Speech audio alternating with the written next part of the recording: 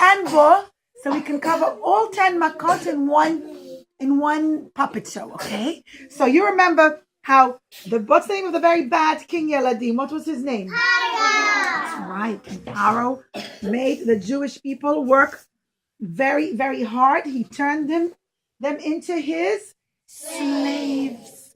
And he kept saying, you have to work really hard for me. Should we sing the song of working hard for Paro? Who remembers it? Bang, bang, bang. Hold your hammers low.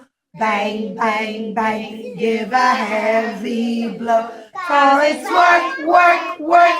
Every day and every night. Oh, it's work, work, work. When it's dark and when it's light. So the Jewish people had to work very hard.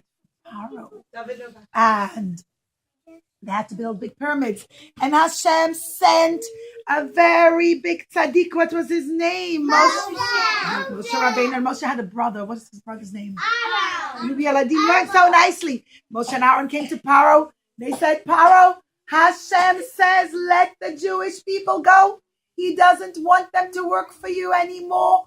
They have to go and serve him in the midbar and get the Torah. But of course, Paro always said, no, he wouldn't listen. That's right. He wouldn't listen. So Moshe Rabbeinu warned Paro that he's going to bring how many makot? 10. Right?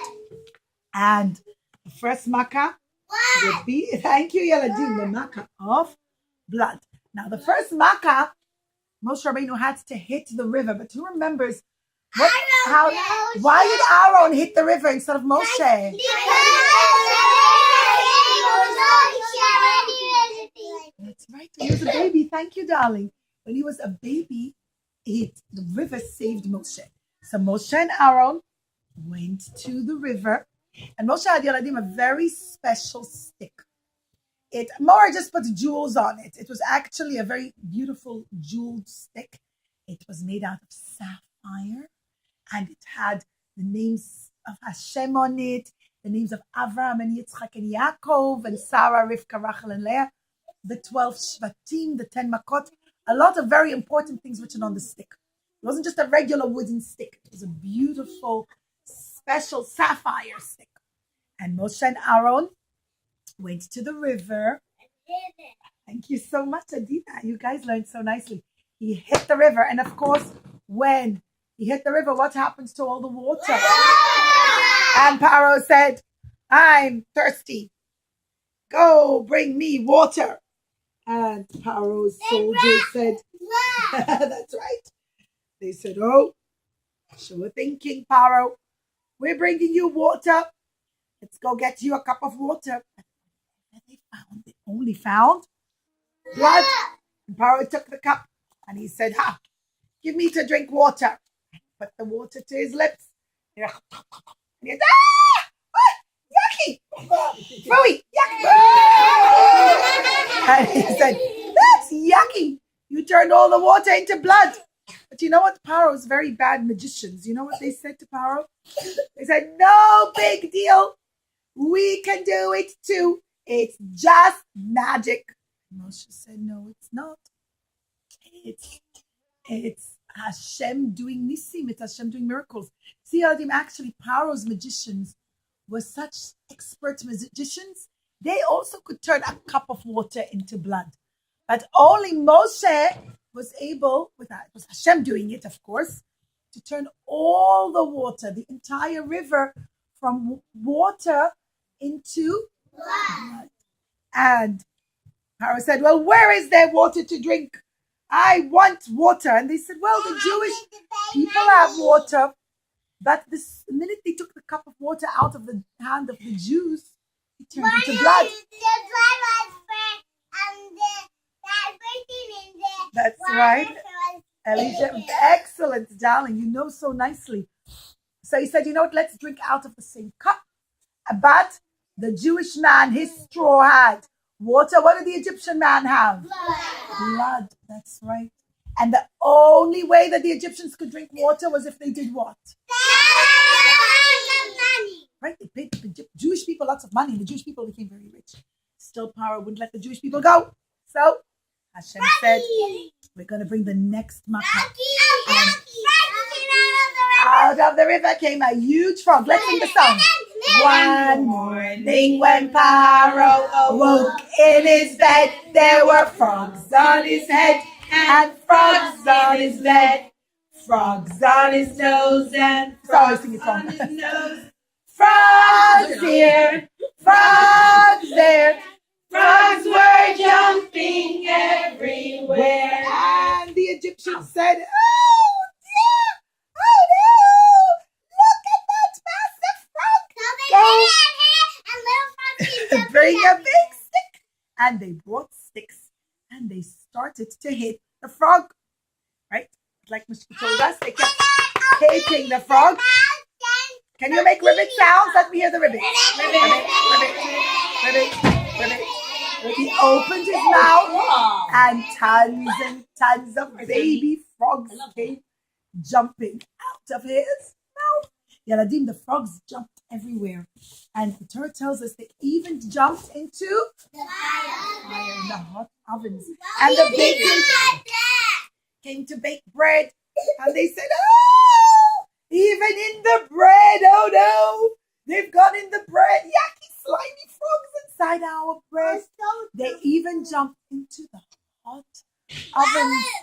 Even though Yaladim frogs don't like hot places, but they had Mesirut Nefesh in order to listen to Hashem, because Hashem wanted to save them. They didn't die. You're right. In the end, even though they jumped in the hot oven, Hashem made a mess that the frogs who jumped in the ovens in order to do Kiddush Hashem, they didn't die. And Paro was so upset, and he says, "Oh no, Moshe, go daven to Hashem. Tell Hashem to take away the frogs."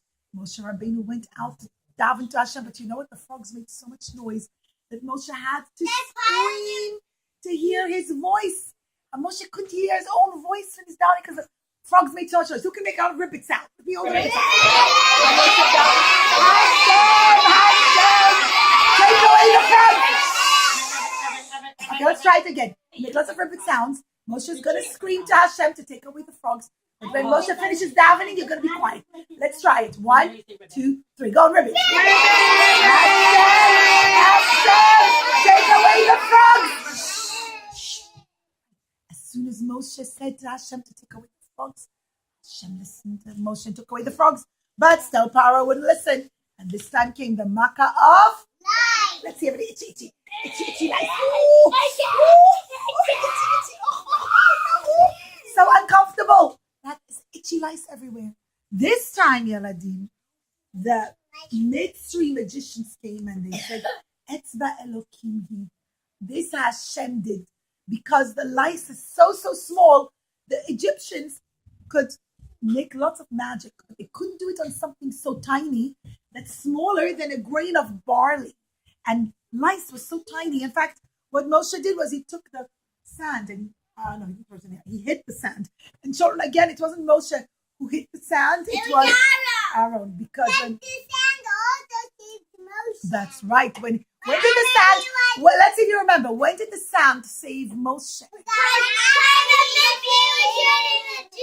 Right, when he had to bury the Mitzri that hurt the Jew, the sand opened up and let Moshe bury him there. So again, it was Aaron, not Moshe, that hit the sand to make all the lice come. But the Mitzri people said, the magician said, "This time, Paro, it's Hashem doing the miracle. This isn't magic. You can't do magic on something so small that's smaller than a grain of barley. It has to be Hashem."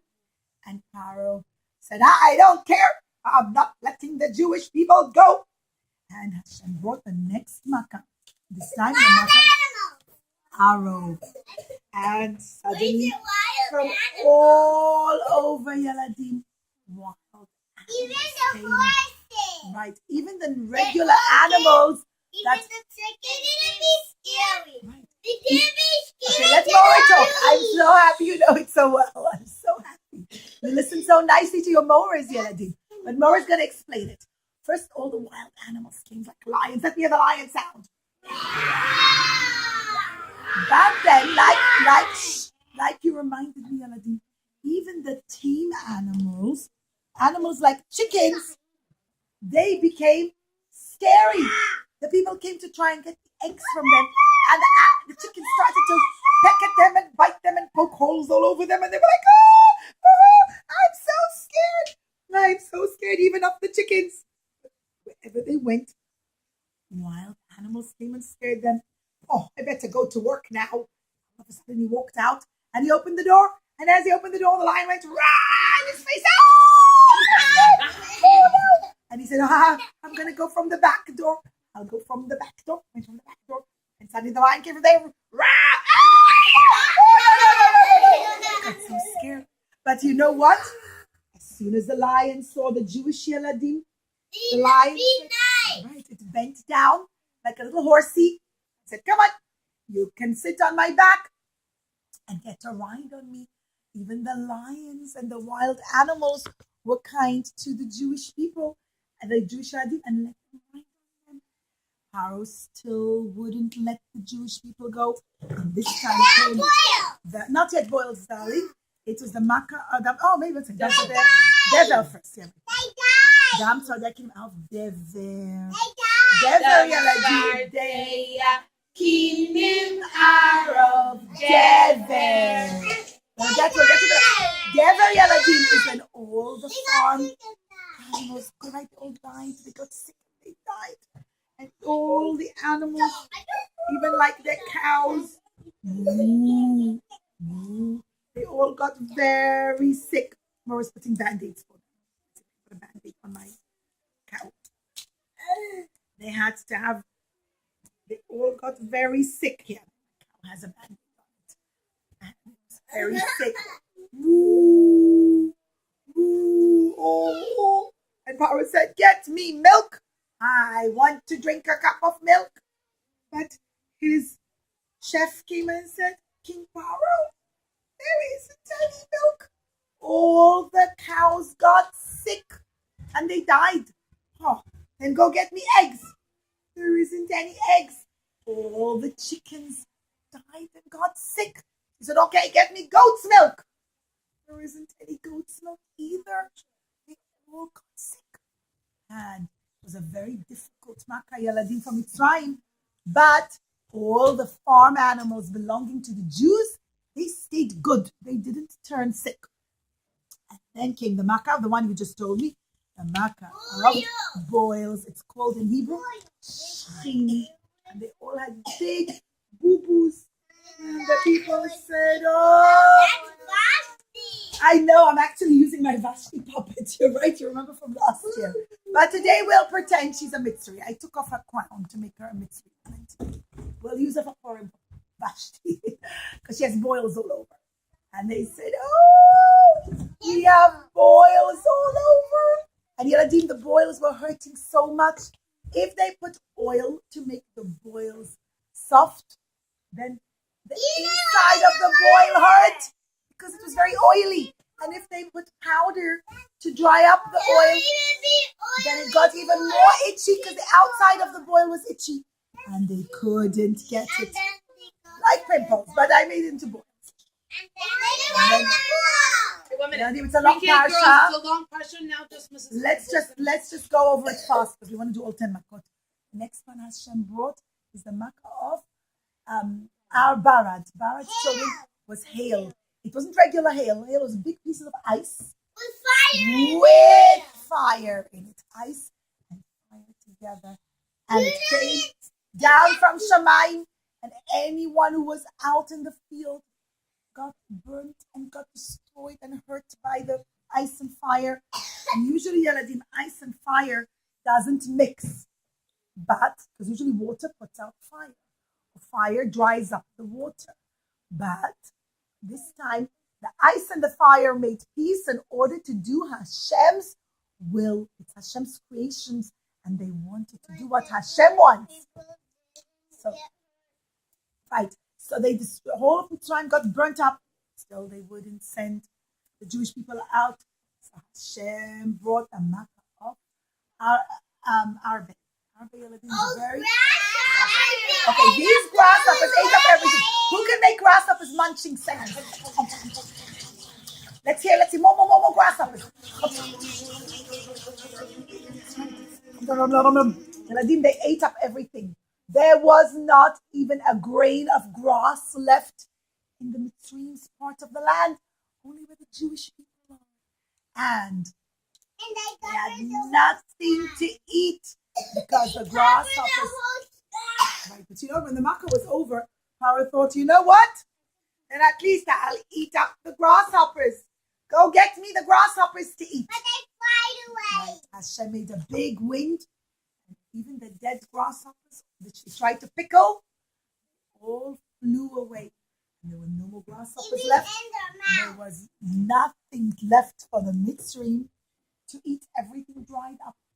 And then Hashem brought the makkah of Choshech. If you close your eyes, make it dark.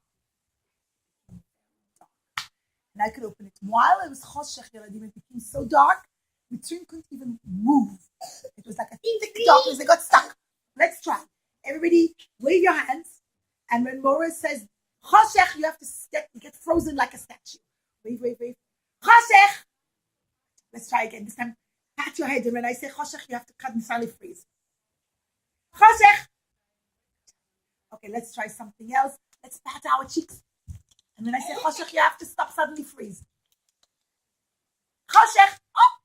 They got stuck. That's right. And while they were stuck, like that, Yeladimo doesn't have, right, and it became very dark in the whole of Mitzrayim. Where they hid, right. Mora forgot my treasure box. But the Jewish people came to see. They said, we're going to go look. They could see. The Mitzrayim couldn't see. The Jewish people could. And they say, let's go see where the Mitzrayim hid all the money. See, Eladim, the Jewish people worked for Mitzrayim for 210 years. It was a very long time, and the Mitzrayim didn't pay them anything. They just whipped them and tortured them, and they owed the Jewish people a lot of money for working for them. But the Jewish people said, we're not going to take without the Mitzrayim giving it to us. Just look where it is. So they came and they saw how they hid the money under the bed or inside the closets. They looked where the Mitzrayim or inside the mattress, where the Mitzrayim hid their money. But they didn't touch it. They didn't touch it. They just looked. And Moshe came and he said, Pharaoh, let the Jewish people go. I think it may have been before Makat Choshech. When did he talk to Pharaoh? After Makat Choshech, right? No, after it was before. Before Makat Choshech, was right. That was right. That was muddled. Right. Okay. And Moshe came and he said, Pharaoh, you have to listen, let the Jewish people go. And Pharaoh said, enough. I'm not letting them go. They have to continue to work for me. He made all kind of deals. Deals such as we'll just let the daddies go, but not the mummies and children. Or we'll let you go and not your animals. Or they can go and serve Hashem here in Mitzrayim. And I'll give them a break from work. He made all kind of deals. And Moshe Rabbeinu said, no, you have to let the Jewish people go out, completely out to the desert. And Pharaoh said, go away. I don't want you to ever come again. Don't let you to come over here anymore. And Pharaoh said, I won't, Moshe said, Pharaoh, you spoke correctly. I won't come back. But your people, he really wanted to say you, but he wouldn't. He spoke respectfully to a king, even though Pharaoh was an evil king and a bad king. He spoke to him respectfully and he said, your people, your ministers even will come out of their palaces to look for me and tell me to go. But Pharaoh said, I don't care, you go away. Now, Yeladim, for this Makkah, even the Jewish people had to prepare and had to protect themselves. Moshe said, every Jewish household has to take a sheep. What sound does a sheep say? And tie it to the bed. See, Eladim, the Mitzrayim used to consider the lamb as an idol. They would daven, they would worship the sheep. And they came and they said, look at those Jewish people. I hear there from inside their houses. And they'd come to the Jews and they'd say, what's the sound of there inside your house? It's a sheep. A sheep. We consider the sheep to be a god. They said, well, our Hashem said to tie it to the bed and then slaughter it, kill it, take the blood and put it like a mezuzah. Oh, I can't believe you did that. But you know what? The Jewish people were no longer scared of the Mitzrayim. They knew that Hashem would protect them. And the Mitzrayim couldn't do anything to hurt the Jews. And after 3 days of tying the sheep to the bed, the Jewish people took the sheep, they shechted it, they took the blood, and they put the blood around. Today we just put a mezuzah. We don't put anything like the sheep's blood, but we put a mezuzah with Shema Yisrael in it, only on the right side. But the Jewish people, before Makat Bechorot, had to put blood around the doorpost. And Hashem said to Moshe, tell the Jewish people to get ready to leave Mitzrayim. Everybody should have their walking sticks ready and get ready to leave, and not to leave their houses. Tonight will be very dangerous. Every firstborn, even from the highest prince in Mitzrayim down to the lowest servant boy in Egypt, Amalek doesn't have it, will get killed. And Yeladim, only some of the houses had the blood around them. There were Jewish houses that had the blood around them, and there were Mitzri houses that didn't have any blood. And that night, the Malach of Hashem came down and he started to kill every firstborn. Because by midnight, also in Paro's palace. And any house that didn't have the blood around the doorpost, he went inside and he killed the firstborn. But any house that did have the blood, the Malach of Hashem passed over. He passed over it. He jumped over it. Let me see with your hands doing Passover. Like this, to pass over. Excellent. That's why Yeladim, the holiday of Pesach is called Pesach, from the word Pasach, to pass over. And Paro was in his bed wearing his pajamas. And Paro in pajamas in the middle of the night. Paro in pajamas in the middle of the night. Paro in pajamas in the middle of the night. Ay, ay, ay, ay, ay. Well, Yeladim, Paro was in his pajamas in the middle of the night. And all the servants came and they said, oh, King Paro, it's so bad. Oh no, we don't know what's happening. We're also the big magicians and we can't tell what's happening. Every firstborn is getting killed. Even the prince, the oldest prince in your household, and there were many oldest princes because he had many wives, are getting killed. They're all dying and we don't know why. And Paro said, oh, the firstborns, 1 minute. I'm a firstborn. I'm the first one in my family. Oh no! And he jumped up and he said, oh, no time to get dressed. Where does Moshe live? He said he lives in Goshen. And Paro, Should we be the kids? Paro, you can be the kids. I'm gonna hold the kid also. And Paro ran to Eric's Goshen. And he was in his pajamas. Everybody started to laugh at Paro. Everybody laughed at Paro. And he said, oh, when he didn't even care. Everyone was laughing at him because he just wanted to find Moshe.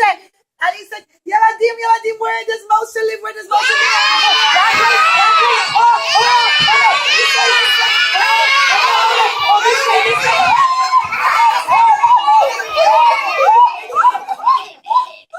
way. And finally he found Moshe.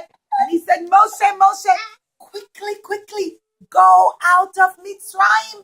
I don't want you here. I don't want you to be my slaves. You can go. Go right now. And Moshe said, no, right now it's the middle of the night. If we go now, everyone will say that we're like thieves who ran out of Paro's house without him, out of Paro's country without him knowing. And Paro said, I don't care. And Moshe said, I care. We will wait until the morning. We'll leave quickly in the morning as soon as the sun rises. And Yeladim, we're going to learn next week, Parashat Beshalach, how the Jewish people leave Mitzrayim. Hashem sends a big cloud during the day to show them the way, and a big flame of fire at night to follow. And the Jewish people left Mitzrayim, but